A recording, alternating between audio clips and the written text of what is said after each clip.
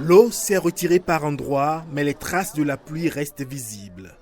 Dans la cour de l'EPP Ménontais-Nord, premier point d'escale de cette visite, quelques flaques d'eau stagnent encore. Cette descente de terrain vise à apprécier les effets des intempéries, mais aussi à mesurer l'impact des premières interventions engagées par les services municipaux. La cour était inondée, et même pour entrer dans les salles de classe et dans l'eau. Il y a la coupure d'électricité.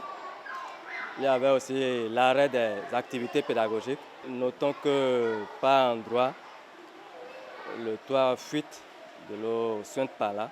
Après Ménontais-Nord, la délégation met le cap sur l'EPP Razunto. Ici aussi, même constat. C'est vrai que la plupart des écoles que j'ai visitées sont des écoles qui sont déjà dans des programmes de réflexion, de réhabilitation.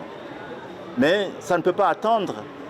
Les examens, c'est au début du mois prochain. Ce qu'il faut faire pour mettre hors d'eau les salles qui vont recevoir les élèves, les candidats et les candidates de cette acte qui vont convenir urgemment. Et aussi que les directeurs et directrices les écouter pour voir quelles sont les autres problématiques qu'il faut prendre en compte dans le dispositif à mettre en place. Au-delà du constat, cette visite entend surtout rapprocher l'action publique des populations et préparer des réponses concrètes en prélude à l'examen du certificat d'études primaires CEP, session de juin 2026.